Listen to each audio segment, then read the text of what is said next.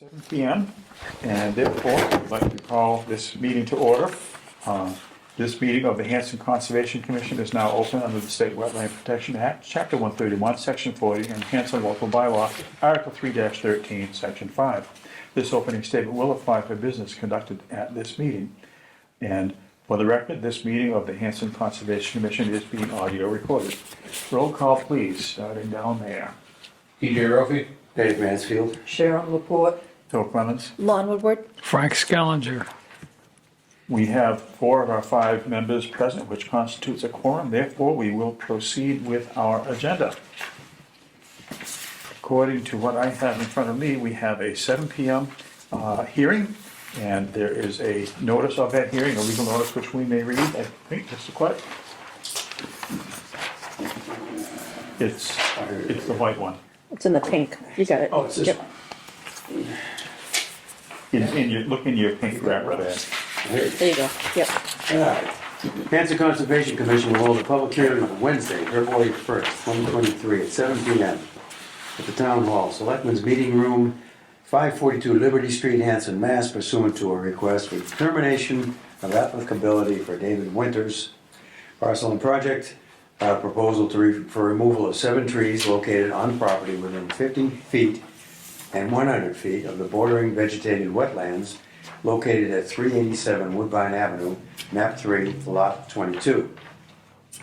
The applicant is filing under the Massachusetts Wetlands Protection Act, Mass General Laws, Chapter 131, Section 40, and the Town of Hanson Wetlands Protection Bylaws, Chapter 313, Section 5, and Rules and Regulations. Hanson Conservation Commission, Philip Clemens, Chairman. Thank you, sir. I believe we have a document in front of us which relates to 387 Woodbine Avenue. I believe we have the applicant here. And if you would like, Mr. Winters, the floor is yours to briefly describe what you hope to do, and we can take it from there. I would like to put solar on my house, and I've had 2 solar companies come out and look at it, and they said that the trees that I've noted as B, C, and D need to come out in order to gain that side of the house. It does block the southeast, the southwest, south-southwest, all the way to west. So, B, C, and D? yes. Okay. So I had 2 tree companies come out just to get me a quote so I can get things moving. And each of them independently said that tree A, which is leaning at a 20-degree angle towards the street, is pulling it's just coming out of the ground. It has lifted the fence, it's broken the fence up to a point where I've cut away the base of the fence, but it's still pushing the fence back. Tree D, E, F, and G are all dead. 2 of them are maples and 2 others are oak. Tree G is right on the edge of the lake, and it was struck by lightning a couple of years ago. It's just barren. There's no bark on it, no branches on it. It's just a stick, a statue, I guess they call it. But in order to put solar on the house, I would need to remove at least B, C, and D. But with 2 companies telling me the same thing, that the other trees are dead and they should come down. Tree E is leaning over my neighbor's shed, and they would be very happy if I took that one down. That was E, you say? E, Yes. correct. Yeah.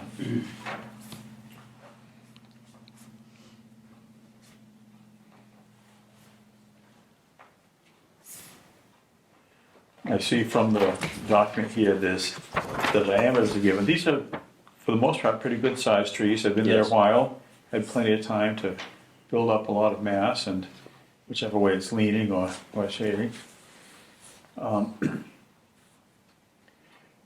Floor is open to discussion. Are there any thoughts from our agent on this? Well, I've been down there and looked with Mr. Winters, and we've pretty much agreed on what he's telling you. And I think I would recommend that you go along with it. It would require a variance for F and G, which are within the 50-foot buffer.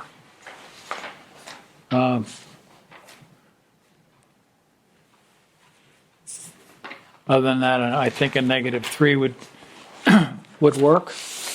You might want to address with Mr. Winters what he might do for mitigation of the disturbance to the buffer zone. The whole property is within the buffer zone, by the way. There's the brook on the left and the Right. lake on the front, and there's a wetland across Woodbine from the So house. even riverfront as well as Yeah. the buffer zone to the pond, yeah. Yep. So we're in several zones all at the same time. So the whole property is right there where you are. Comments or questions from commission members? I see there's some proposed garage addition and breezeway. That's not part of this project? No, that was from 1997. The only drawing I could get was a copy that the building inspector had. I've checked with land planning, they say they have it. And I've Okay, so checked with them that's 6 not a- times, they've never sent it to me to get a new one. So, The only And, thing I'm doing now is just taking the trees down and putting solar on them. Right. and just for clarification, in case you're wondering, the pieces of land that are identified to someone else belong to Mr. Winters. Okay, so that may be old news Yes. Yeah. from This- the 1990. This is all very old 25-year-old. news. What's the vegetation like on the property besides the trees, David? Just grass and moss. Because it's occurring to my old skull here that it might be, since we are talking about buffer zones and significant aquatic resources, the pond and the brook and all, if it made sense to both the commission and the applicant, I think we could talk about some very low-growing vegetation that would be actually kind of happy to get the sunlight too, with the big trees gone, but not shade. I'm thinking maybe the classic blueberry bushes, but there are other types of vegetation too. There's a handful of species that are pretty friendly to homeowners landscaping and maybe to a little bit of wildlife. And I'm looking at the topography too. Looks like the slope is, I'm not sure the horizontal distance is what the scale is. Is that kind of a gentle slope? These are 1 foot Yes. intervals? Yep, Yeah, but you say it's all grass? yes. Yeah. What are thoughts from anyone, applicant, agent, commissioners, about a modest number of shrub type things? Any My neighbor- concerns or? My neighbor where Richard Pierce used to live, have put a hot tub on that side of the house, so there have been some late night loud parties there. So my wife has asked if I could talk with them about putting in some trees along that side of the property. Something in the 8 to 12 foot tall, maybe an evergreen or something like that. But that would all be within the 50 foot of the lake. If I came up, it's probably 35 feet of a wall of tree that we would want to put in there. Yeah, well, it's the sort of place where any of the pretty numerous species of shrub or tree or small tree that like moisture, they would be happy there. I'm thinking wetland indicator plants would Yeah. love it. For the record, I know from experience that's got nothing to do with this commission that vegetation has an appeal when it comes to being a barrier between neighbor A, neighbor B, or any neighboring properties. Might not be as much of a noise control thing as we'd like to think, but it's certainly a visual and maybe a psychological barrier, and privacy is a good thing. Maybe a few things could be accomplished all at the same time if you were to consider that. Reasonable. I'll just check with the agent. if we were to contemplate something like that, maybe there's a few details we could work out and put into the our communications with Mr. Winters following this meeting, whatever we decide to do. Well, I think we might ask Mr. Winters to recommend what he would like to plant there, and then you could say, yeah, that's a good idea. And we'll write that in as a condition. So what would you like to plant there? Some kind of evergreen. I wouldn't go with a yew because they're usually too narrow. They don't usually have much depth to them, but there's, I'm concerned about bringing other trees in that don't normally go in this area. You know what would grow well, although you would have to keep it from getting too tall, and I don't know if it would grow fast enough to be satisfactory, would be Atlantic white cedar. I was thinking that too. Yeah. Maybe a little bit of that could be part of the mix. As far as other evergreens go, I don't remember, I think what the yew, Y-E-W, is an upland species, but it also might not mind a Well, little there moisture. seems to me there are varieties that might, I know black spruce, but I don't know how big that gets. Yeah. Yeah. Well, it seems like whatever is planted there, you would probably see to it didn't exceed a certain height, whatever that height might be. Yeah, you don't want to 15, shade as, 10 feet, 15 feet, whatever. Yeah, somewhere in that range, right? Yeah. So something that would take well to pruning, and not all trees do take well to pruning, but I think rather than spend the whole evening discussing botanical choices, we could live with a commitment to plant trees, ideally evergreen, that would be suitable in a relatively moist site and would produce certain benefits, including some wildlife habitat as well as the other homeowner benefits. If we kept it generic and perhaps also said that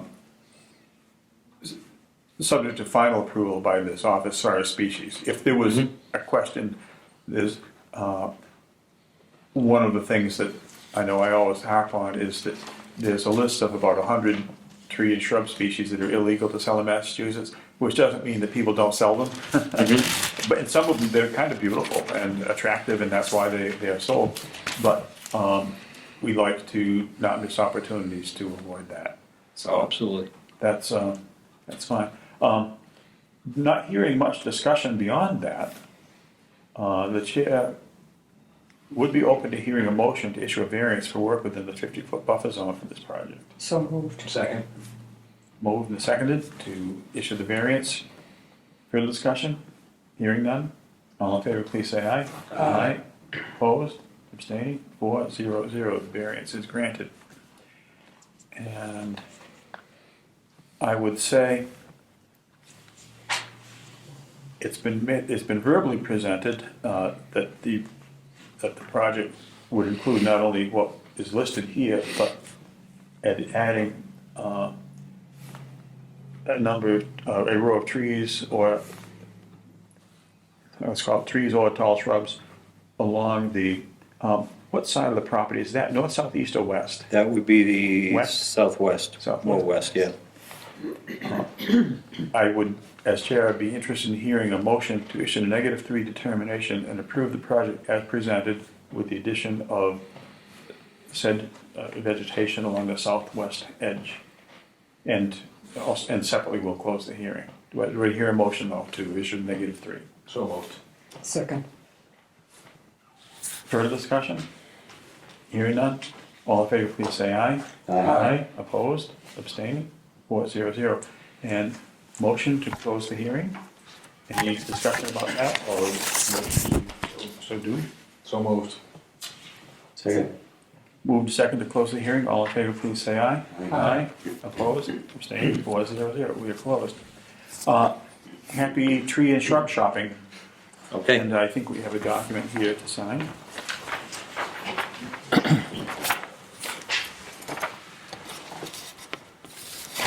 let us know what you come up with. Yeah. I'll get some ideas and come down and talk with you about them, see what's acceptable. Okay. Yeah. It's actually kind of fun to shop for new trees when you're replacing old, dead, dangerous, extra shady ones. So, along the edge of the pond, if it was sand, you could plant cranberries, but they wouldn't give you much. I've lost all the Visual oaks. I've, rather yeah, what are they? The white, wow, I'm losing my mind. Must be getting old. White as in the fruit of it? No, Uh, the, white birch. Oh, yeah. Well, So, birds a don't couple live weeks that ago. long anyway, as a I think the fact that Brockton has manipulated the level of the lake multiple times and flooded out the roots and lost the roots. One tree cluster came down and landed on the deck about 5 weeks ago. And one landed on the dock on the other side, just after the boat had been taken out. So, something that would thrive, but I'm sure you wouldn't want to, nor would we recommend it for these sorts of people, would be willows. They, if you planted them this spring, they'd probably shade your roof by fall. yeah. Yeah, there are some beautiful trees, but Well, good luck and be in touch with the office and I will. good luck with your solar also. Okay, thank you. I'm sure the sun will Thank you. shine. Next thing, we'll actually slip back up to the minutes from January 18th, which I believe is in our hands. I actually did have one small little phrase to insert.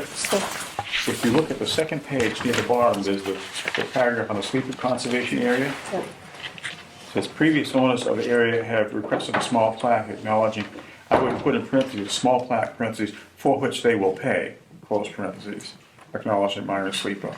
Because they were very clear that they were not asking us to do anything. When the appropriate point in time and procedure comes along, it would not be costing us anything. How did we go from 6 bog bridges last meeting to 26 tonight? It's the rainy season. I know. It's bad enough right now.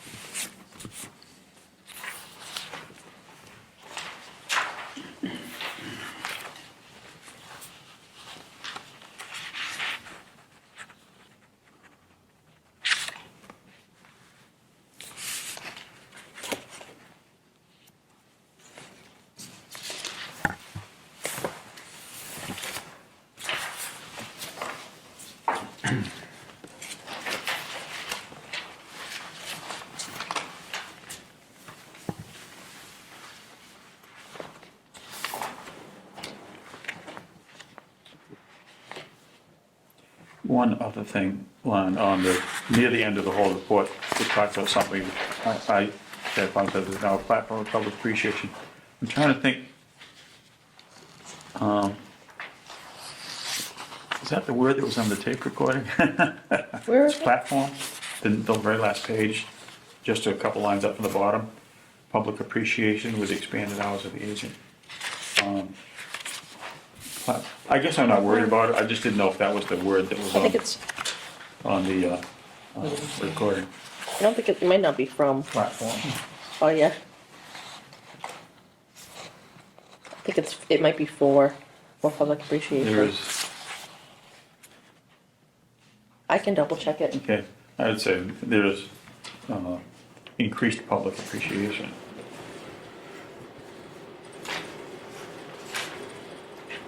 I don't want to rewrite whatever was actually stated, but that's my guess as to what was meant. Okay. Chair is open to thoughts, motions, corrections, additions. I move we accept vote to accept the meeting minutes from January 18th as amended on page 2 and 3. and the super conservation, and under comments on the expanded agent hours. Do I hear a second to that motion? Second. Any further discussion? Hearing none, all in favor, please say aye. Aye. Opposed, abstaining, 4-0-0. We have no appointments this evening according to this and according to the empty chairs. So let's tiptoe down through our discussion items. The Wildlands Trust Stewardship Endowment Fee, we have learned a few things, very applicable things about that. I think we all recall that we had, after quite a while of not knowing what it would be, but knowing there'd be something, we did receive an invoice from the Wildlands Trust for $11,000 and a little bit more for a one-time payment to endow the monitoring fund for this particular property. And therefore, again, in accordance with our discussion, we applied, or we prepared a Part A, so-called, application for community preservation funds under the open space category to cover that cost. I would say the Community Preservation Committee was very positive towards that. Excuse me if I sneeze, I'm not sure if I will or won't. But there was also further discussion which came down to that if we were going to use community preservation funds, we wouldn't have them till at least June because of the protocol for approving them. The Wilderness Trust has been working with us for coming up on 3 years on this project, and they have been, among many other good things, they've been exceedingly patient with us in different things that have been time-consuming, frustrating, etc. However, they do have a policy. It's not like, oh, you know, unhappy, but they have a policy now whereby they do seek timely payment into their endowment fund. Is this property and others, the reality is they do have expenses that would that they dig into to pay the people who do the monitoring and everything else. Plus, sometimes there's legal expenses if a dispute arises. They might even here and there, hopefully not here, find themselves in court. So the endowment from all the different properties that they're responsible for monitoring, bottom line is they would really like to receive kind of soon 2/3 of that payment and be happy to wait another X number of months for the remainder. They wouldn't, according to them, they wouldn't do this as a routine thing now, but they have a high level of trust in our little town for the way we've worked with them on this and other projects, and but they would like something. And so the office and I were discussing and thinking, okay, 2/3 of that number is 7,000 and change. Maybe the number's available, or we could calculate it if we. Okay. That's the original. 11,070 and 38 cents times 0.67. Oh, about $7,000. Yeah, pretty close. Touch over probably. 71. We'll know in just a moment. I hear the electrons flowing through the machine over here.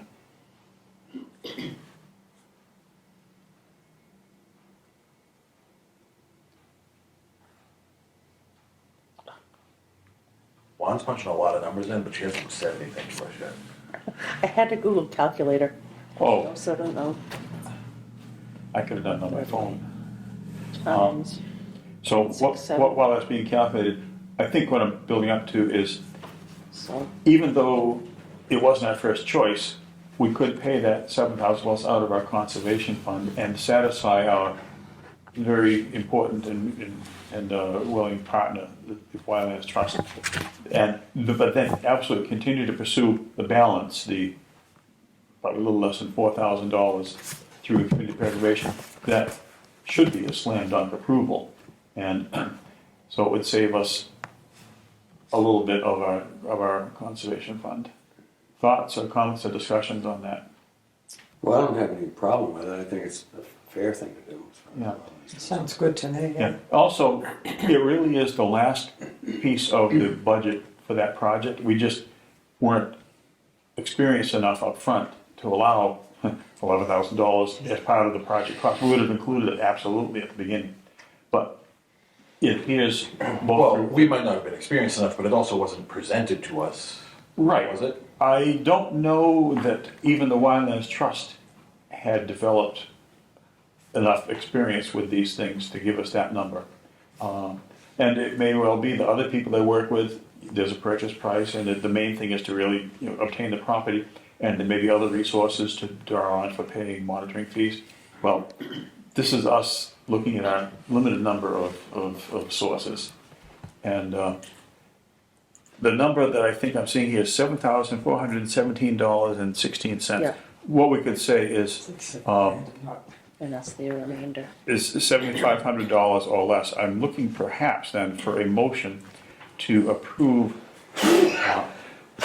payment of the endowment fee for the sweeper property in the 2/3 of that payment in the amount of $7,500 or less. So, no, before we get there, the plan is to pay 2/3 ourselves Yes, and then take the remaining third from CPC? right. When the funds become available after town meeting, and again, we know that takes probably into June, whatever the balance is, which should be something like $3,653.42, and cut the final check to them for that purpose. They're happy to wait for that.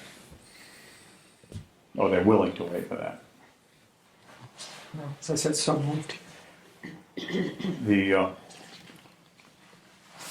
I think the wording is clear. I heard a motion to approve that payment from our conservation fund. Do I hear a second? Second. Second. Any further discussion? Hearing none, all in favor, please say aye. Aye. Opposed? Abstaining? 4-0-0. We'll communicate that to the trust, and I know for a fact that will satisfy them. Property management update or dates? Not too much, except for Poor Meadow. Not too much trash this time of year, but there's quite a bit down on West Washington. Otherwise, not bad. That frontage of West Washington. Yeah. Of Magnet. It is. It's good. Really not much of anything anywhere else, so that's the good news. The bad news is that Poor Meadow Brook trails are getting worse and worse and worse. It's, I'm not sure how far we want to go with it. When you say worse and worse, please characterize. Well, Wetter or yeah. lighter or? They're very, very muddy. And because they're very muddy, the users are starting to widen the trail. They go around They go and around. make a mess. That's right. And in addition to that, places where it's wet, water there's more and more branches and whatever they can find thrown on there to walk across, and it's really making a mess out of it. So originally I thought that a half a dozen bog bridges and a couple of spans over the water, the drainage, would be enough, but I took a careful look at it the other day, tape measure in hand. We may need as many as 26 bog bridges. Before we talk about that kind of math, are there any sections of trail that perhaps should be closed or seasonally closed? I You'd mean, have to close the whole Shumatescant side of it. in other words, stay back far away from the brook. Right. Something besides the weather that has contributed to this is our friends, the beavers. the aquatic mammals. Right. The only way we could do that would be to shut that entire side of it off and just restrict it to going in where the new kiosk is, out back there. It's still muddy in there. Right. It's not as bad. Right. And there's also a stream there. There's something that would have to be crossed. Yeah, there's running water in that. Yes. But if that would be the less expensive way to go. I didn't break it down, but I would say we might need 2 spans in there, short span bridges, and maybe we get away with 4 or 5 bog bridges. It's pretty wet in there too, especially in the parking lot. But anyway, that's one option. I don't know how far we want to go with this. But I figured I'd try to get an accurate kind of look at it. Well, we did have 8 inches of rain or more for the January. Well, no, but, Well, I think that there is You can't say that won't happen. the characteristics of that property, and any of us who have walked it knew this even before we bought it. It's just it's low, Right, tends to be wet. Right. Some spots are a few inches lower and therefore a few inches wetter. The beavers have enhanced all of this. Not a surprise, but as a matter of trail management, you really do want to discourage people throwing vegetation around and widening trails and just making them. The good news is, if people are using it, that's fine. right. But we want to manage the behavior of the users as much as you reasonably can. Well, that was my motivation for detailing how many bridges we need. But that's a lot, and it'd be several $1,000s worth of materials and probably a week's worth of work, so. It's a lot to do, but a perfect, best case scenario, that would be the way to go. Just throwing it out there. Yeah. That's the situation there.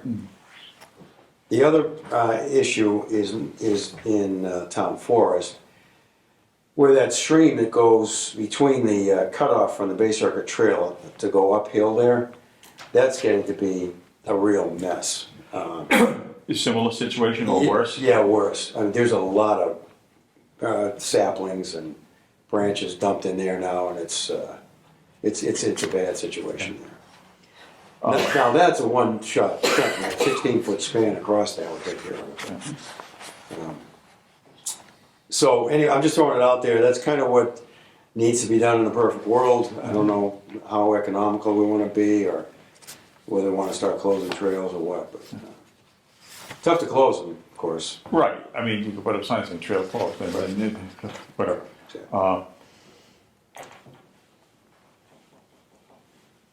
I think it makes great sense to invest in bog bridges and stream crossings where they're the most needed. And I think the biggest question is, what's our cutoff point Right, and in it's, terms of both spending and scope of the project? right. Well, yeah. At first I thought I could pare it down to like maybe half a dozen, we really need, but the truth of the matter is, as it stands right now, that we need the whole thing done. Okay. So it's a matter of whether we As it want to. stands right now, I need a bog bridge to walk around my backyard. Right, yeah. But fortunately, you don't have the general public walking through there. And in the spirit of candid discussion, recently I had a return of a, let's just call it a pool of water, which, when I was younger, and had that pool there in similar weather circumstances, at night when no one could see, I would take my canoe out on it. In the summer, I mow it. But, So, we well, have, anyway, I'm just tossing it out there as far as where you think we should go with it. yeah. I think just putting like a half a dozen in there won't solve the problem. It'll just continue to get worse and worse in the areas that don't have the bridges, so.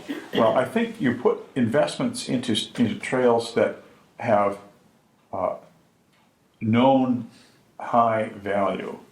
And I think we've heard both from guided walks like you've led and other feedback that people do value the Poor Meadowbrook area and its trails. It looks to me as if it gets a lot of traffic.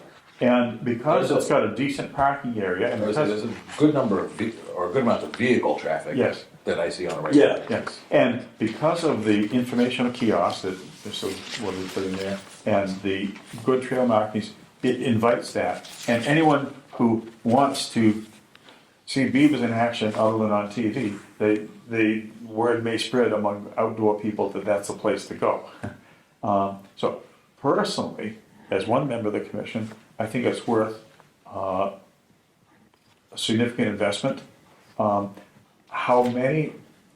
I think I'd like to take a walk there myself, and probably not in the next couple of days, but soon, to see, let's say we agree to invest in some portion of. What you'll find is that there are some that are just truly a sloppy mess. Yeah, And there are some others that are pretty muddy, but if we had a couple of dry weeks, they wouldn't be too they bad. would calm down. Right, so it gets to be a judgment call on whether you want to put 12 in or 20 in, but right now it's worst case scenario. Yeah. One other thing about choosing what to do, where to do it, whether to do it at all.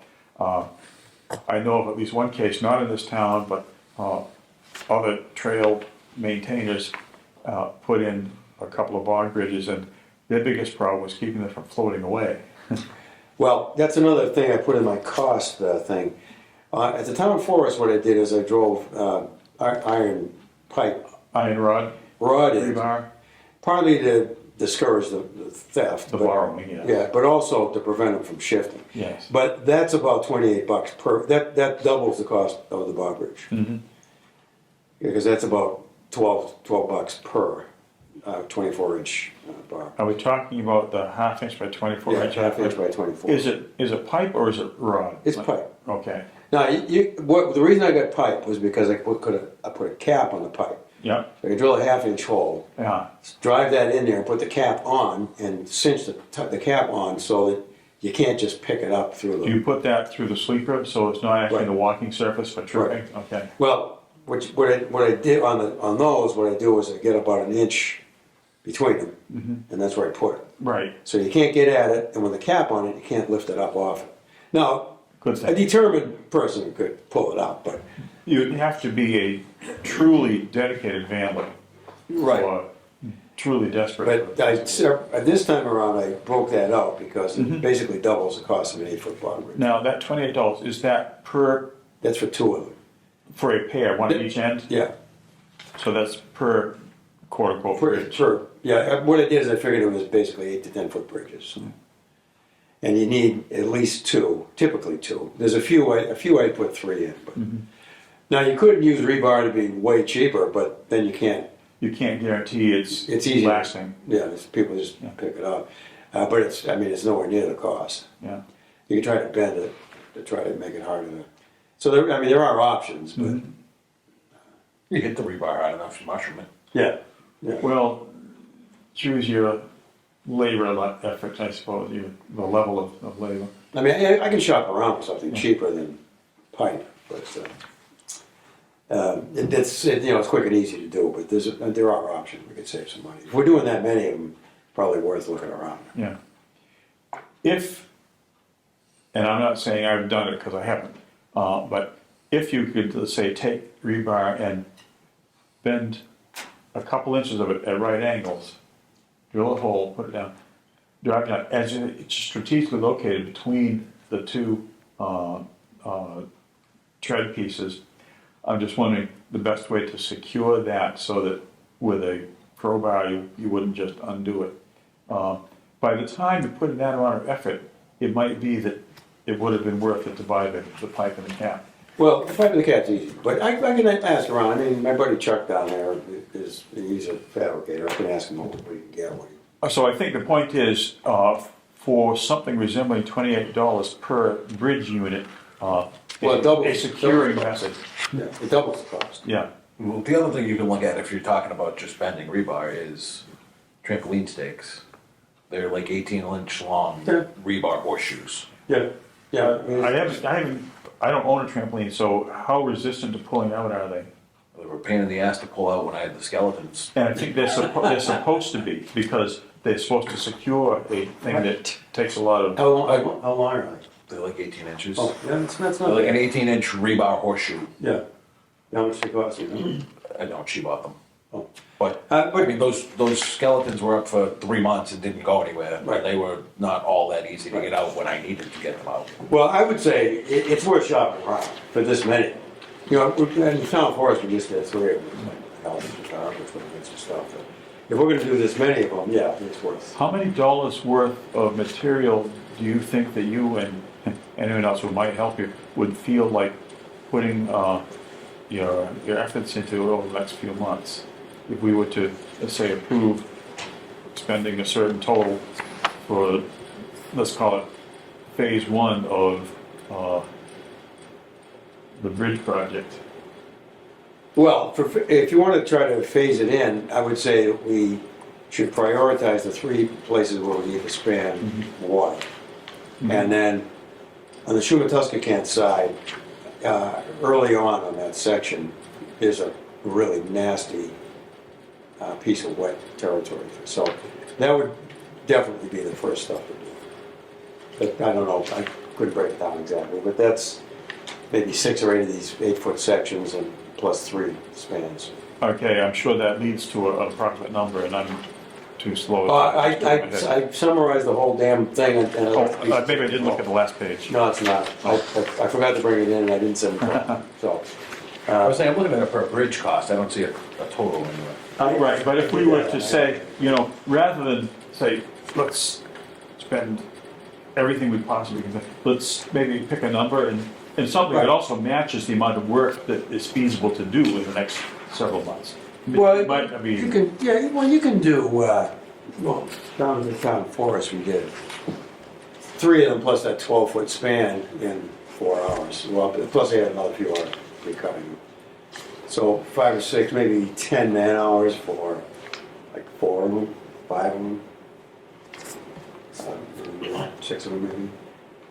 So it's like a half a day for 2 guys to put in half a ton. yeah. How far you have to carry. Depending on how far in you. I guess what I'm looking for is, would $1,000 get you started, or is that still just too Oh, small? no, bucket? no, the total's not as much as you might think, given this thing here. Well, I'm looking at the thing about a 16-foot span bridge in town forest that costs $500. But maybe that waits until after these other Well, things. that one, because it's high, that one's more because it's high and it's gonna need rails. Right, but what I'm saying is that would only leave another 500 if we voted. Oh, I see, for total. For all the other little things. Yeah, that one, I just built one at Stonebridge, about that size, which cost $350. But there's no rails, that's why I just figured. TJ, you were saying?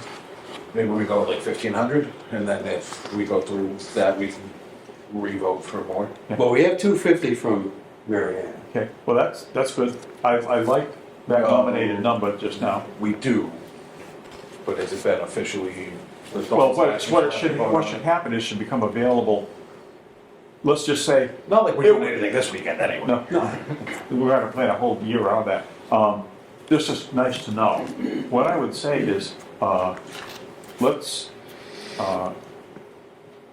because the trails have proven so popular, and we wish to not disappoint the public that at the moment thinks rather well of our trail system, to keep them from getting a different opinion, what if we had a motion and a second and a vote to spend $1,500 from our budget to commence the bridge project as described? Yeah, I would move that we allocate up to $1,500. that would get us some. Off bridges. That would get us- And Mr. Laporte seconds that motion. Further discussion? Hearing none, all in favor, please say aye. Aye. Opposed, abstaining, 4-0-0. That'll get us quite a bit on the project. Yeah, we'll have a good time. Yeah. And Ed said he had Boy Scout that wanted to. Including the donation amount? No, the donation, that's gonna float because we don't know when we'll get it, and it'll just reimburse Okay. this, and we can factor it into our budget analysis as the spring goes along. What I'll do is Okay. I'll go back in there and with this figure in mind, and take a closer look at exactly where to put them. Not to change the subject, but I had a different angle arise the other day. Is it on property management? Or- Yes. Okay. How about people on horseback thinking they can go in these places? How many places do we have besides, I know. Someone might see and say, gee, I could take my Well, here's the thing. The 2 places that I know we have horses, Smith and Lasowski, and also the Last Meadows, people with horses already live right next to them. Right. That might also be something that could happen going forward. I think it's happened maybe a little bit over at Smitty's Bog. Well, someone asked about the hospital property. Oh, well, what was the form of their question, and who was doing the asking? A friend of Charlotte's. my sister. Well, this person either is the person who lives next to it, or someone who was thinking about bringing their horse there. Someone who would like to bring their horse into some of these nice trails. Here's the thing, unless they're really close, they're talking about horse trailer. None of the parking areas that we build are big enough for horse trailers. Right. I think no. You could get a small one into that Pierce Ave. But the thing is, then there's probably not room for many other people. Right, you And don't want to I think having, preclude anyone else from going in. Burridge is okay, but I haven't been personally to the one behind the hospital property, so I don't know.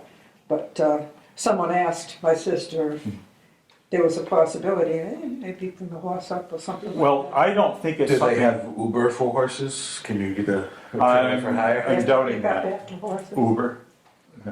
I think, having not only seen it around town in a few other places, but also having read up on it all across the country, people who, the equestrian public and the pedestrian public, sometimes find themselves wishing to share the same trails. And sometimes it works, but sometimes it does not. I would not advertise, I would not recommend that we advertise our trails as being suitable for horses. If someone lives next to it and can learn to use the trail in a way that Sadowski's, doesn't for harm. instance. Where Sadowski's used to live, I don't know the name of the new people, someone else does. They I don't still know. have horses. Well, it's not still, it's a different family. True, the but place you're has saying it. there Yes. are horses, And- they might think that because and- they're very close to them. Well, they have been under the mistaken impression that it's conservation land all along. Well, only just became conservation land. It was unmanaged town land up to now. And because no one was there to issue any kind of policy Police. or build a trail that would then be impacted by said horses, there was just no issue. At the hospital, let's call it the half of the trail that's not on conservation land, that goes from the foot of the steep hill, Yeah. steep drive, down to Pierce Avenue. I am thinking that the people who manage that do not want horses there for two reasons. One is because, we know what they leave all over the trail, and these people That's- don't pick up after themselves. There is no, horse poop scoop law in, bylaw in Hanson. There is for dogs. But even though horse material is, I would say, more natural and decays more quickly, it's still very undesirable because large amounts are sitting there right now on trails where people are going around them pushing their baby buggies and with their good sneakers. I think that's, this commission right here doesn't have the jurisdiction over that, but I think that's the way that's going. On our part, from the foot of the steep driveway up to the north, it's an open discussion point. Well, I was wondering about tacitly discouraging use by horses because their feet also do a job on the, That's the other thing. Not only is Base of the trail, the yeah. manure, the surface of the treadway where people walk. Horses have steel shoes and weigh something like an average of 800 pounds each. I mean, it does damage it. However, on what I think the informal name that was assigned before we even voted or anything is calling it the Last Meadows Conservation Area, because there aren't any other meadows around like that. If the future use of those meadows were to include perimeter trails on the other side, that maybe those people who live next to it could actually maintain, not the main drag of the trail, but the perimeters of the property. That's a discussion we could have. We have not framed that or proposed or that at yet. least build these things as walking trails. That's what they Call them are. anything else. We did not put into the state for money to build a bridle trail. No, but what I'm saying is, by saying it is a walking trail, you Mhm. discourage people who think they could bring their horses in there without any problem. Well, I think we should move, and I don't think, no, we can do it right tonight, but No, but I'm putting it up for discussion because Hmm. it came up. what I'm saying is, our long-term goal should not be to discourage, it should be either to forbid or allow. Right. Be clear, And we and will end up having to make a policy about it we will. sooner or I later. think so, yeah. I've read, not around here, but people who have lives in parts of the countries where there's a higher percentage of bridle users or however it works, bridle trails. There is a thing called horse owner etiquette, just like there is or ought to be a thing called dog owner etiquette, whereby if people do, let's say, arrive in a trailer, they encourage their horses to get out of the trailer. The horse feels all relaxed, and then you know what happens. They actually shuttle it into the trailer and take it home with them, rather than leave it in the parking lot. And out on the trail itself, if there are people, let's say, who are a tight or loose association or a club of trail riders, designate someone to kick it off to the side, because it will disappear quite quickly in the bushes and trees and grass and things, because every rainstorm starts to immediately make that happen, and the straw, it kind of becomes mulch. But if you leave it on the trail itself, it's not only obstructive and unsightly, but it's just unfriendly to other users, and it's not fair Little to kids other with users. cleated sneakers. That, and any other thing. So I'm inclined to say, we need to all think about this and evaluate. It's easy to do the research, and we should do it and maybe get some documents in hand. But when we come up with a policy for our trails, whether it's Poor Meadow or Smitty's or Last Meadows or anything else, have a basis for it. Not like, they hate horses. No, that's not the case. Ours is fine as far as I'm concerned, because there's a lot But, you know, of alternate roads you can the, take past, things like that. But The state is And not it's not blind ours. to that too. Sorry? And Burridge isn't ours. That's correct, yeah. It's not our call, but I can tell you, just from being aware of the people whose call it is, they get complaints about horses. And it isn't just what the horses do, it's how the taxpaying public feels about the horses. And that's not a small thing. no, So, the subject, the discussion has been so noted. We aren't concluding anything tonight, but it's a very good point. Because as we get trails, we'll need to have policies for using them and managing. Yeah. okay, think let's there was- digress. Well, that's actually a good piece of this, because one policy is to try to not make people have to go around mud holes. Another policy is, who knows? I do think in the immediate future, you could tell whoever this person is that there's no space for a trailer in the parking lot. Yeah, Right. and we can't, They were we, intended for walking trails. it's a trail that's intended for people who walk and push buggies. Yeah, I'd be careful Or in up there, wheelchairs. because there's already people riding horses up there. so- Well, we didn't intend that. No, I know, but you can't, it's hard to tell So that's someone. why I'm saying the answer can be for now, until we have time to Right. try. The There you answer go. would be that there's They no had been space for it. developed as well. That's the policy That's a for good now. point. That's the guidance for now. Right. For the record, in closing on that, I think through a means that's not to do with conservation, but maybe some other town-type activities, there might be a chance to get personally acquainted with horse owners who live on High Street and have a cordial, non-adversarial discussion about this and see what we need developed. Get some input from them. Yeah. Again, And see if you could see where they've been on the trail. well, it's easy. Easiest to just go and look. Yeah, but I haven't been, so I can't Okay. say. Oh, yeah, she's out there. There's no place they haven't gone, and they go places where people who walk don't go. Right. Because horses got tall legs, they can go other Right. places, and they don't get poison ivy. Right. Yeah. I thought I had something else to say about, I have something on the next item, but don't let's leave property management to. No, that's all I have. Okay. Open space acquisition, don't have anything new on the potential light control / Hubble thing. But there's an 18-acre parcel, which I know we've discussed in the office, I don't know if we've discussed it here. There's an 18-acre parcel of woodland that there's no street frontage, but it's west of High Street, it's north and east of Home Street, and it's south of County Road. It's more or less in the middle, maybe a little bit south of the middle of that large area, the northern part of which the Zero County Road project had some ideas.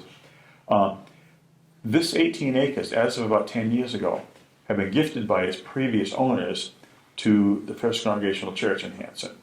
The idea was to have it be made available to the Boy Scouts whose troop meets in the church, because the church sponsors it. And the two owners who donated actually were the first two Eagle Scouts in Hanson. Their names are on the plaques upstairs. This seemed like a generous thing, and it was positively received. So for the token $1, that conveyance took place. However, 10 years on, a problem has become more and more clear, which is there right now is no legal access to it without crossing private property. One of the adjacent property owners, in fact, the one whose property is most often used for that tiptoeing across, has been before us here to have a wetlands delineation validated, and that's usually a precursor to development. So that access is likely to go away, because it's not legal access. But there are other parcels to the south. There's one particular one that's 6 or more acres, rectangular, that goes from this landlocked parcel out to Home Street. It's quite wet. It could be something that we could target for potential acquisition and connect to that. Bottom line is, the church voted at a legally called business meeting to offer that 18 acres to the town. The trustees who manage these things, I think they're composing a letter. It's not been done yet, but I'm giving you a preview of that. Thoughts, comments, questions? Well, it's another piece of property for us then. Is it accessible from church property? No, that's my Okay. my point. All right, that's what I want. You can't do it without trespassing it across at least Right. 2 other parcels. And you don't want to do that. And it's just not feasible. In the old days, it was feasible, not anymore. But it would be a foothold in what is right now a pretty good sized area of other undeveloped properties, not all of which would likely be available, but shall we say, at least to the south, there's some possibilities. We don't need another Independence Lane. And to better describe it in terms of its functionality, the Wetlands Act, about half it is probably actual wetland, and it serves the purpose. It's wildlife habitat, it's floodwater storage, it does those things. And we, if we, meaning the town and through conservation, were to be the owners of it, at least that 18 acres would be not susceptible to someone trying to develop it. From whatever direction, who knows? So True. the church owns it currently, correct? It's So classified as chapter 61B right now, which is for nature study It's and recreation, recreation. yeah. Because they're not using it to harvest firewood or anything like that. It's How much money does the church want for it? $1. The church is paying taxes on it right now, which was not part of the thinking 10 years ago, but the assessors indicated that since it's not connected to the property, they couldn't justify. Or really being used for It's church not, purpose? exactly. You don't have like a chapel in the, what's the word, cathedral in the pines or anything like that. That's not there. So there's approximately $500 a year being paid in taxes on it now. What's the status of this land that goes on, out onto Home Street? It's privately owned. It's much like this piece, which is largely, not totally, largely wet. There is a parcel that came before us, for this commission, I'm gonna guess at least 3 years ago. And it was proposed that we were being asked for a blessing to them to go in and dig perk tests. But the plans presented to us suggested that they had misinterpreted their own maps. And that what they thought was wet was dry, what they thought was dry was wet. Turned out that's the case, and a couple days after that discussion, they withdrew their request for permission to do perk tests. And to me, it seems like it may or may not be well received by the owner, but the owner currently is paying taxes on something that's not really usable. And over time, or maybe the next owner, whoever it may be, in a few years, it might be a generational change or something, light may break on marble head, and an owner might see the sense of doing it. What we have on the books is an open space and recreation plan, which advocates for sensible acquisitions and then augmenting them with additional space, so that you don't have lots of postage stamps, but you actually have blocks of flood control and habitat, et cetera, et cetera. So the offer in writing hasn't yet been made, but it's going to be. That's just a preview. So, Hey, that's good news. well, it's an opportunity, shall we say. Yeah, And who isn't for opportunities to at least consider? Or find a couple other parcels over there while you're at it. Well, who knows what future opportunities may come up, or may be proposed and developed. Right? That's probably a bad choice of words. Yeah. Old business, new business, invoices, 9 houses, 2 weeks from tonight. Yep. okay. Okay, for the My record, letter showed up today, but nobody was on to sign for it. for the record, today we're issuing a letter of thanks to Ms. Damasio for her donation towards the log bridges. Oh, she sent me an email today and wants to know when we can start building. Well, because of our vote just now, you can tell her as soon as it gets warm enough to go safely into the woods. and the ground floors. I told her I'd keep her posted. Oh, the ground is well thawed in there right I now. know. The ground is definitely not frozen at the moment. May not stay cold that long. Right, well, yeah, we'll have to wait and see what happens when it's cool. While we're signing these invoices, I'd like to open the floor to anyone on our staff who may have comments, or maybe there's discussion about things that have been distributed to us in our little packets. I have a Other bunch of issues? stuff. Okay. Just before we get into the meat and potatoes of it, Frank, the Form B for the dam, the factory pond dam maintenance title, maintenance is spelled wrong. Maintenance is spelled wrong Ah! before we ship it off to. Oh, that's probably one of the things, Frank, right? The capital improvements point? That was me. That was you then. Well, staff can discuss it I'll as fix needed. it, yep.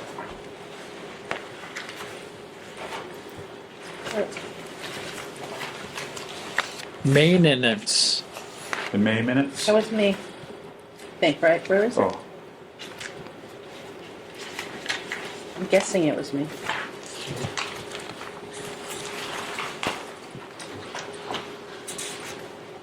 Important part is just that we caught it before we went sending it off to other departments. we do crave editorial and That's what it looks like. grammatical and vocabulary excellence. Have it or not?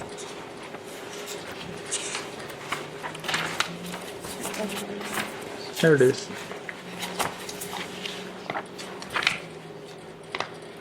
Oh, yes, yeah. I fix it.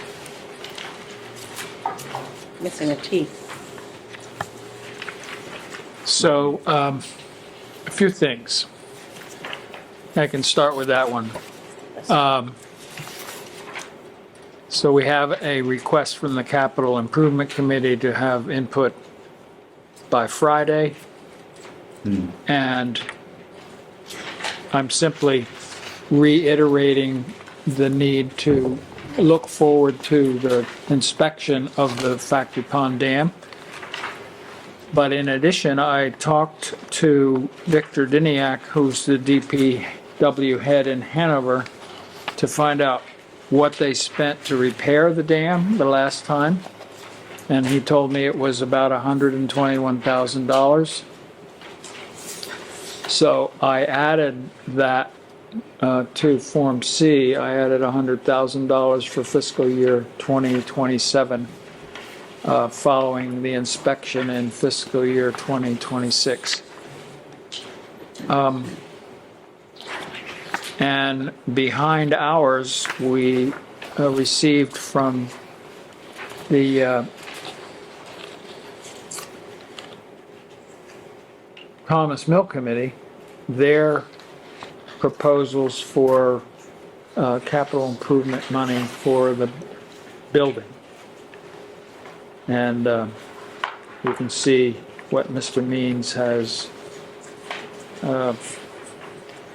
estimated that they're going to need in the future. And his capital requests are more close or closer in years than ours, Looming up sooner. coming up sooner. Yeah, I'm having trouble with English here, sorry. Not at all. I don't have any comments on what he has proposed. By the way, I would say on the Thomas Mill Committee, I think as a matter of both philosophy and legality, the land under the Thomas Mill is conservation land under our care and custody. The building is under the care, custody, and maintenance of the Thomas Mill Committee.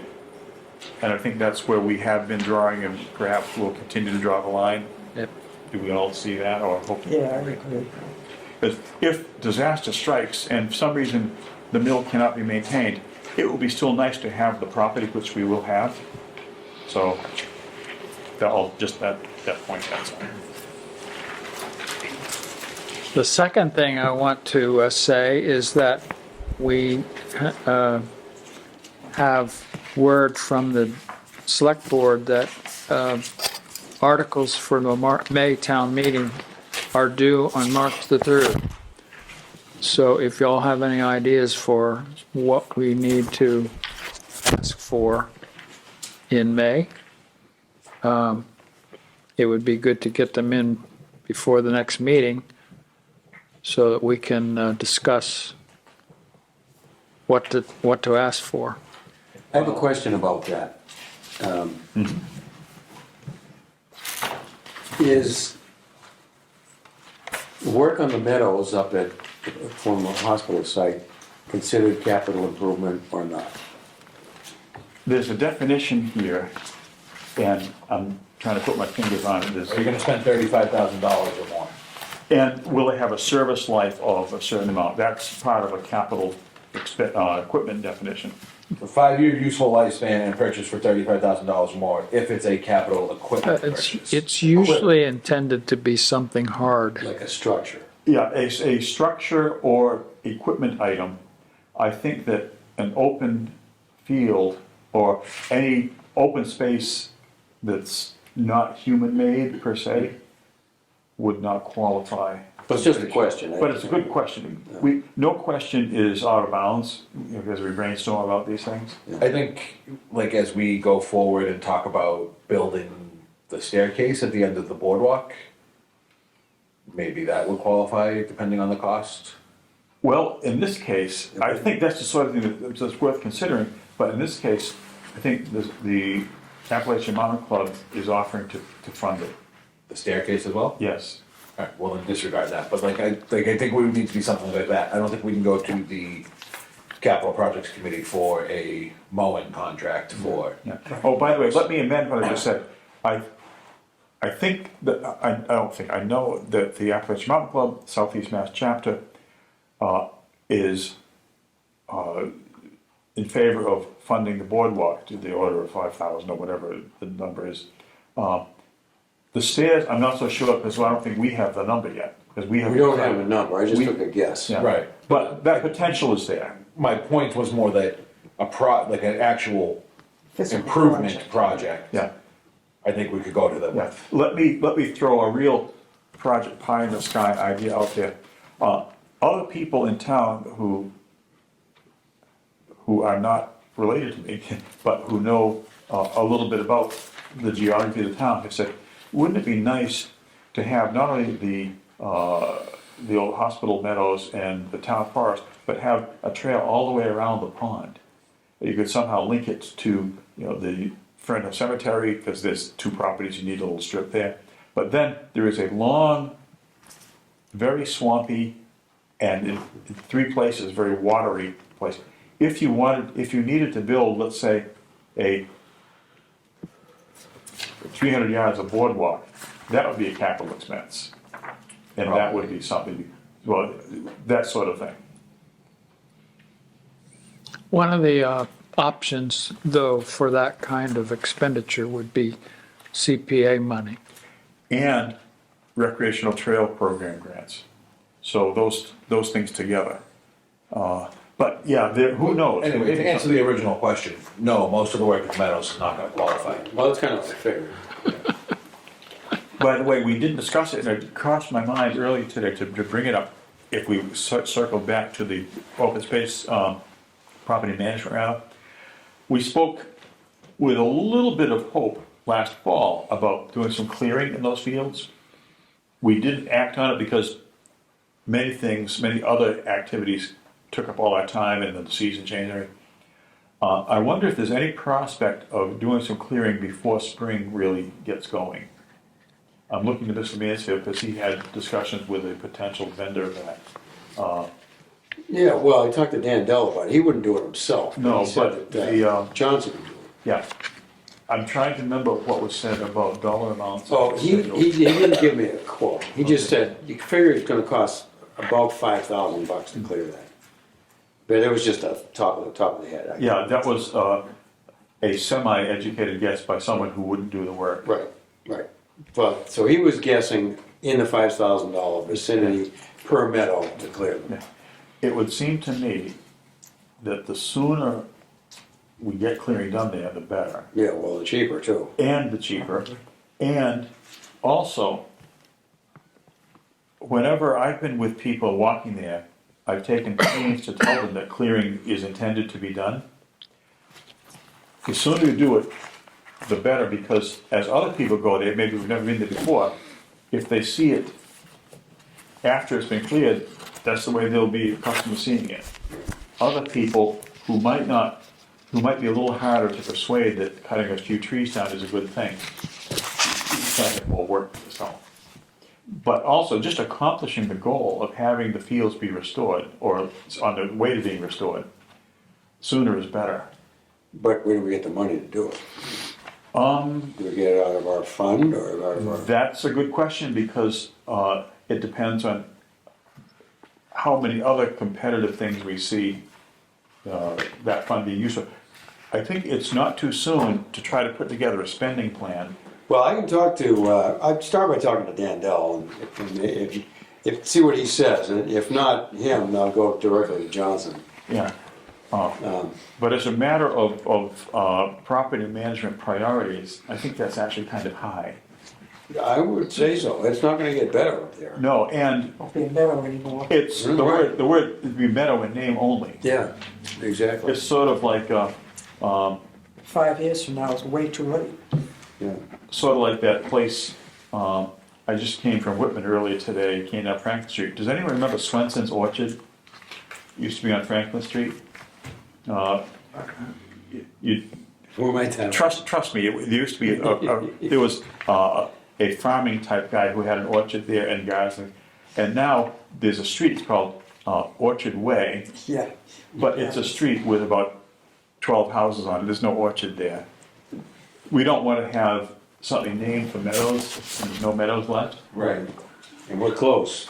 Yeah, so, All right, I'll talk to him and start the ball rolling, see if I can start to get some real numbers. But in addition to that, I think, Frank, we still have a list of properties that we're trying to get transferred into the care and custody of conservation, correct? and there may be legal expenses for some that, No, sorry. Aside from spending, thinking about town meeting articles, we still have properties that we need to vote on or to bring before town meeting to vote into care and custody, right? There are many possibilities in town, yes. Do you have any particular in mind? Whatever's next on the list that we made for the October meeting. remember the list of properties that we were asked to comment on? Is that what you're speaking to, TJ? No, so in October, we made the list of the parcels that are in the Little Cedar Swamp. And we had talked about, there's many other town-owned properties, some of which are intended to be conservation land, some of which are not necessarily intended to be, but there are properties that we either are under the impression are conservation land or were intended to be conservation land that were never deeded to the care and custody of conservation. There are steps for any piece of land to become conservation land and be fully protected. And there's a wide range of where we are in those steps for the various properties. And we have some money to spend, but my view, TJ, is that if I understand your question probably, the answer is yes, there are such properties. But to move from that to potential specific actions to take, we would need to sort of lay the information out in front of us and say, where are we with this, where are we with that? There already I have seen questions come back by email about clarifying title to two properties that we have been voted to be given to us, namely the hospital fields and the little strip along Indian Brook off Brook Street. Has anyone else seen any of those, or am I the only one that's received that information? You're the only one. I Okay, didn't get it.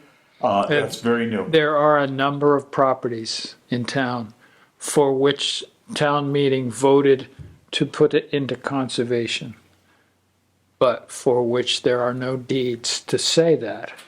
And therefore, it's not recorded anywhere that, that those properties are under Article 97. That's not something we'd bring up in an article at town meeting. We already have town meeting vote. What we need is for somebody in administration to get us the deeds.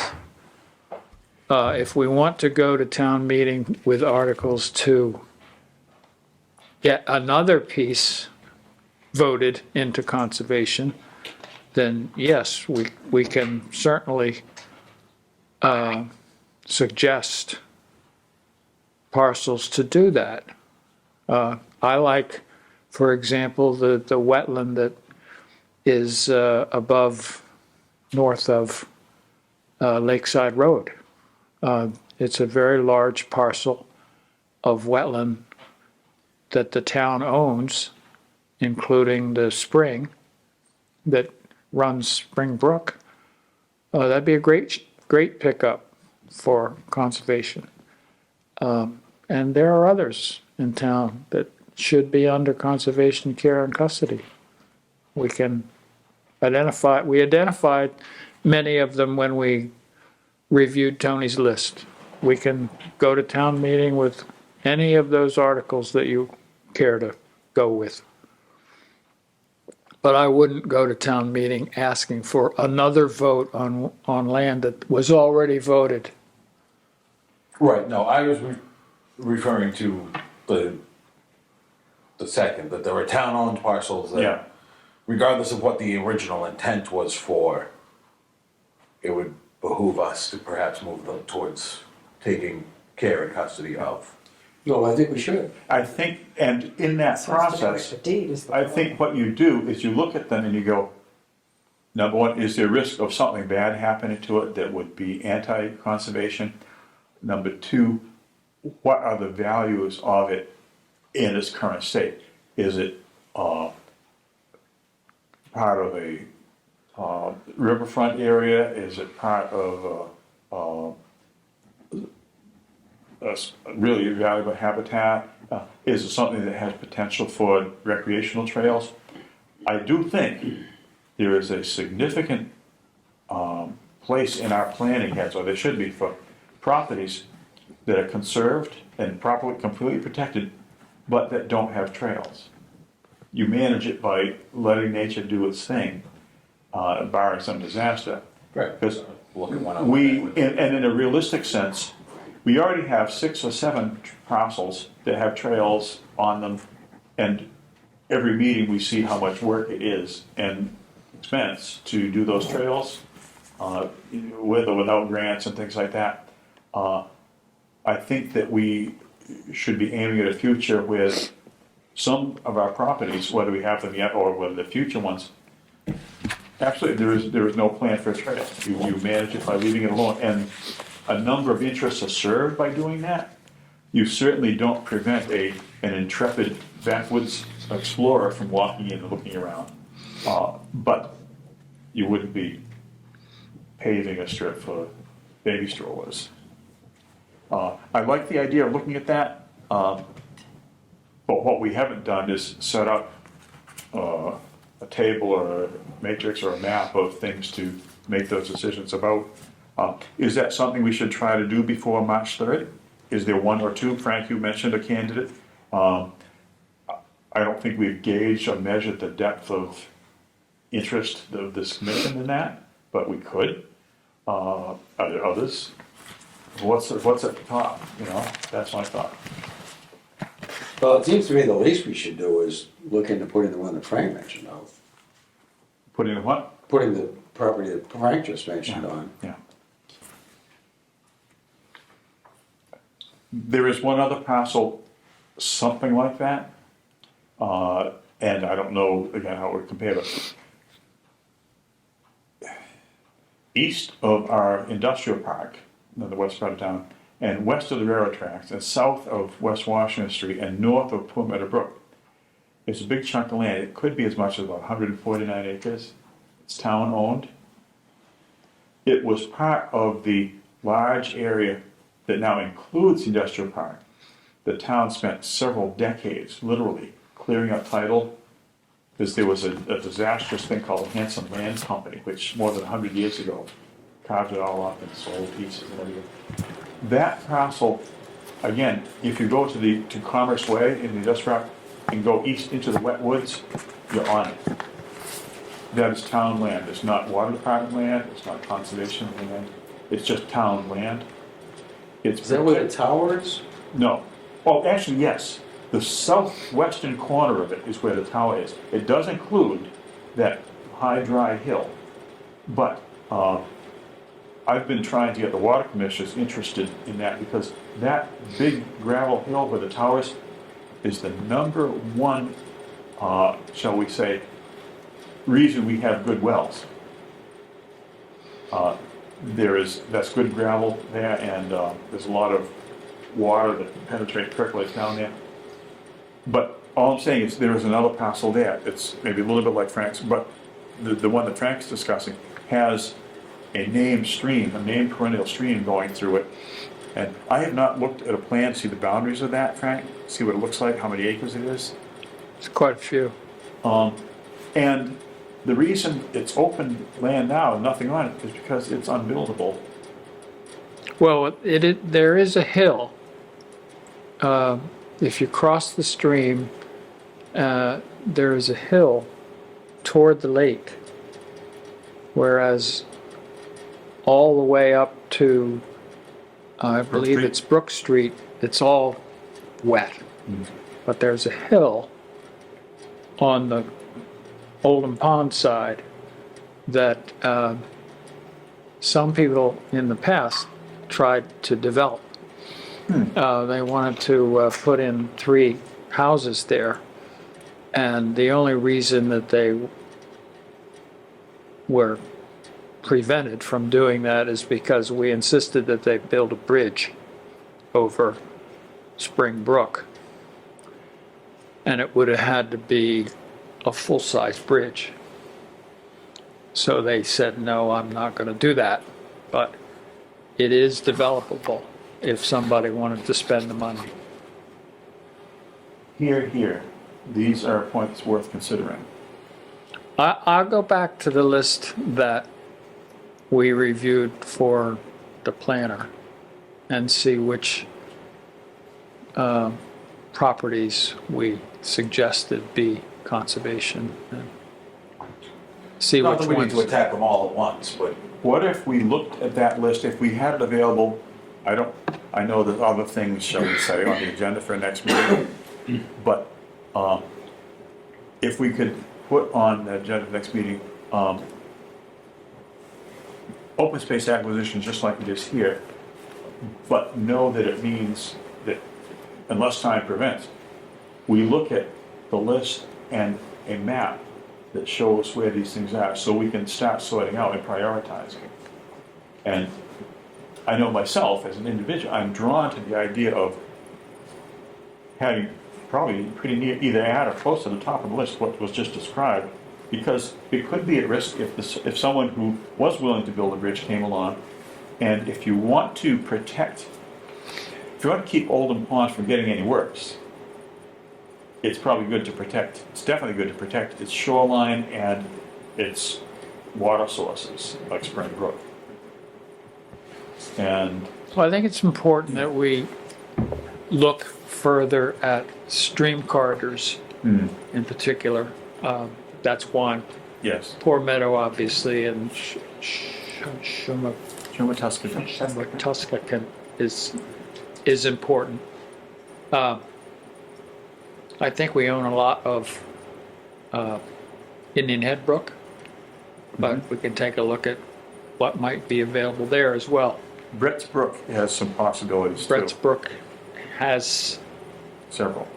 some town-owned land near it, but not a lot.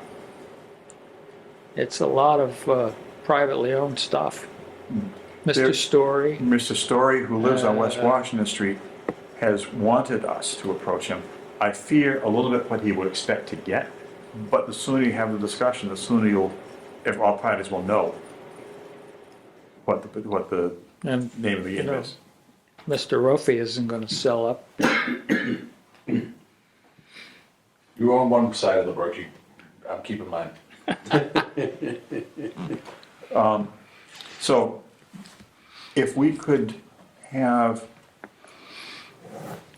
I'll make a list. I'll make a Material. list of what we talked about last time and My neighbor's driveway is not very far. see which ones you want to talk about. okay, good point, I'm glad it came up, thank you folks. The retreat lot behind me has got a driveway that's gotta be built up 15 feet above the brook. Third item. Yes, sir. We have a letter from Fisheries and Wildlife, Ms. Newlands, who's telling us that they're going to begin to, as weather permits, come and look at our lands that have conservation restrictions, For which they are the holder. for which they are the holder of the conservation restriction. I'm not sure I know which ones they are. I think it's a short list, i.e. one, Smith Nowazowski, That's it. yes. So they'll probably, Mr. Best will probably be taking a walk on Smith Nowazowski in the next month or so. For the record, They want to do it when the leaves are off. For the record, Aaron Best is known to us. He was one of the people who hosted a visit down to Burridge. I'm trying to remember the reason we were down there. Because they had applied for permission to repair their dikes. Right. And we spent some time last summer or last fall, whatever it was.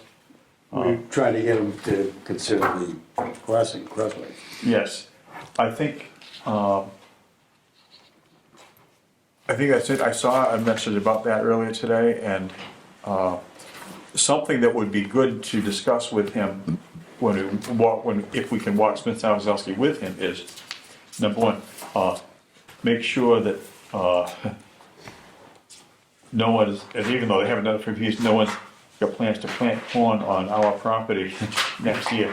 But we've talked a little bit about where we might put the seeds for our American chestnut trees. Smith Nowazowski might be a good spot for 2 of the 4 seeds. And it would be wonderful to get his input, because he knows about those things. But also, if there's encroachment or ongoing problems, like with off-road vehicles, this is what he's looking for. Well, there's plenty of that up there. Well, this will be probably Exhibit A in the discussion. He did say that if we want to have a notice of when he's going to do the walk, that we should contact him. So if anybody wants to go with him, I will contact him and ask him to tell us when he's coming. I would like to do that. I think, Dave's always up for a walk in the woods. yeah, Yeah. and I'm always up for walking the We'll woods. find a couple places to build a bog bridge while he's in there. Fourth item for me, Sheesh. just a note that we have the town has hired a consultant to help us with the fireworks cleanup issues. Her name is Tracy Costa. She's a consultant who's going to advise us in some manner. And Ms. Green has signed a contract for $20,000 for her to do that. Gil and I have been closely monitoring that whole matter, and we're not sure, Gil and I are not sure what she can add to the conversation, but we're willing to work with her because we have to. I'm just letting you know. Fifth thing, the MAC annual conference is coming up. It's going to be virtual. So you can look at the program, and if you are interested in attending any of the sessions, you'll be doing it on your own computer. But we need to know in the office because we'll have to pay for that. We'll have to pay $150 for each of you who wants to take 5 or more of them, and $30 each if you only want less than 5. So you can get that program off of the internet and let Lon know what you want to sign up for, and we need to do that. The dates on that, Frank? The dates are February 28th to March 9th. And it's going to run from Tuesday the 28th through Thursday through Thursday the 2nd. Then March 4th is Saturday. There are going to be a set on Saturday, and then back to Tuesday through Thursday the following week. So it's the first 2 weeks in March. I printed it out for you guys. Okay. It'll be in the next mailing. There's some good stuff there, and if any of you need the certification fundamentals, there are also some of them being offered as well. And the price is different for them? I think the price is different for You can them. do it individually, yeah. Yeah.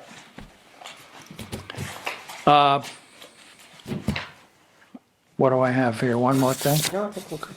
Town meeting, capital. I do have one more thing as soon as you're all set there. Yep. The last thing I want to ask for is I would like you to approve the purchase of a HydroCAD license. It's a software that allows one to do drainage calculations. It's the software that all the engineers use to do their drainage calculations, and it would be very useful to have someone in town hall who knew how to do it, and I'd like to be that person. It costs $195. Is that an annual subscription? That's an annual. It can be had for $295 for a one-time fee. I'm not sure I understand. In that case, you wouldn't get updates. You Oh. just own it for the future. If you sign up for the annual license, you would get the updates as they're made.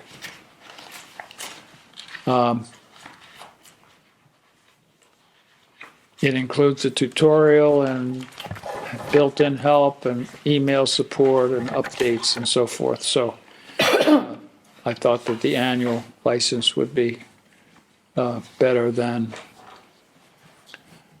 having the one-time. I move we approve the $195 purchase of the annual license for HydroCAD, was that what it was? HydroCAD. It will come out of our expense budget. Second that. Well, since we're open for discussion here,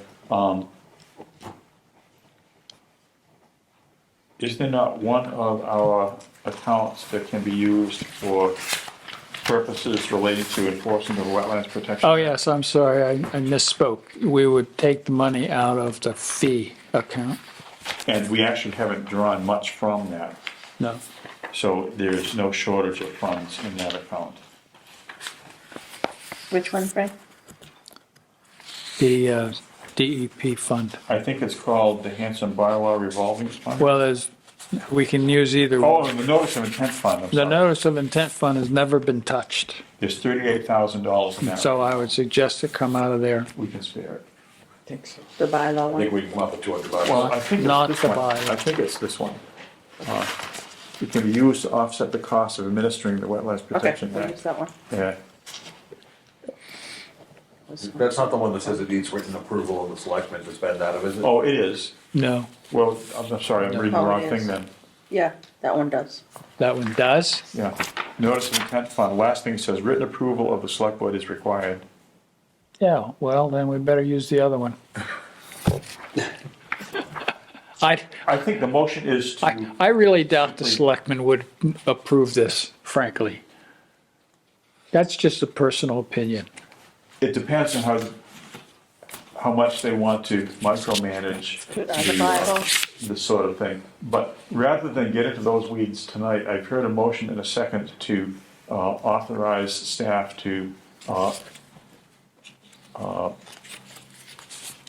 acquire the HydroCAD software license as described and use their judgment for where it comes from.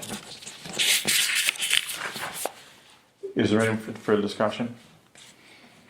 Hearing none, all in favor, please say aye. Aye. Opposed? 400. We like the idea, Frank.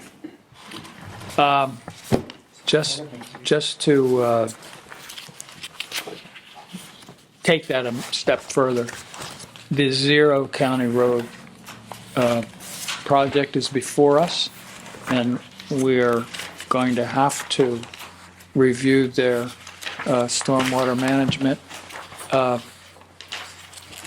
stuff again. A proposal. This probably won't be in time for that. And so I'll probably recommend that we ask for a peer review for that project.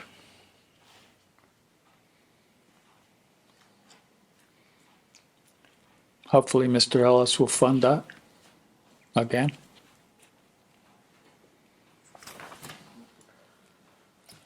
There was one other aspect to that, which I think we discussed informally. I don't know if it rises to this level right now, but the wetlands delineation that was depicted on the prior plan that was previously applied for wasn't exactly recent.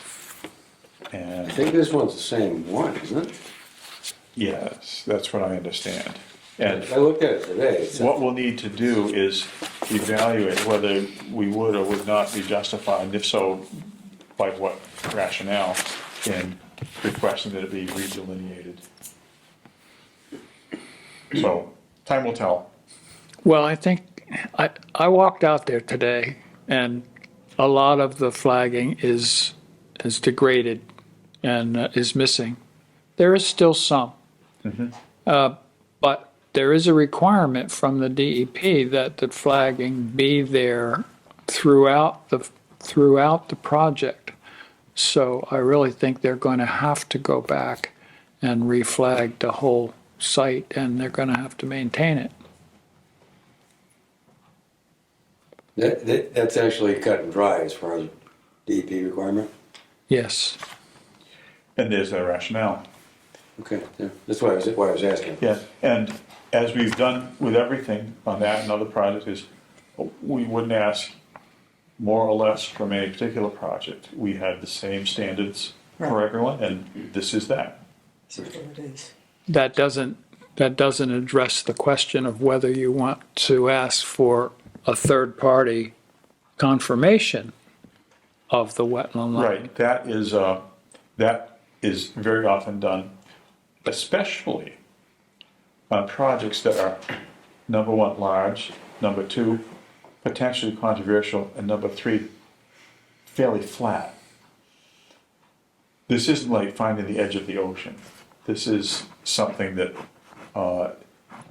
who knows what another qualified person might say about where the line is. And So it's, some of us have and it's experienced. pretty dense out there. actually.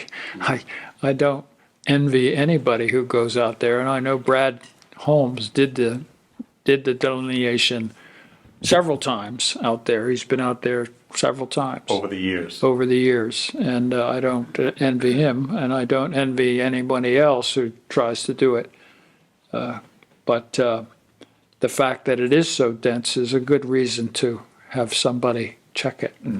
Because it isn't just the vegetation, it's what the soils are telling people too. And Well, that's part of the delineation. that is part of what a peer reviewer would give you. It should be done. And One of the reasons that I would suggest it is that Brad only did one transect for the hundreds of feet of delineation. I think that, Just, I'm sorry, just go to ahead. clarify, the wetlands delineation peer review and the stormwater peer review would be two Separate, separate projects. separate Yeah, things. okay. both very important, but not very, but separate topics. I recall that when something came before us relating to Elm Street a few years ago, something that was a fairly large parcel of land, we had Steve Ivas do a review of it, and he had very specific and detailed and on point and scientifically made comments. So sometimes the whole idea is to get useful information, and we've seen that happen in the past. Anything else, Mr. Agent, sir? No. Anyone else on the staff have anything? Our next meeting is 2 weeks from tonight. Guess which motion I'd be happy to hear at this point in time? To adjourn? Moved, seconded, I'm sure I heard a second. Yes. All in favor, say aye. Aye. 8:42 PM we adjourn.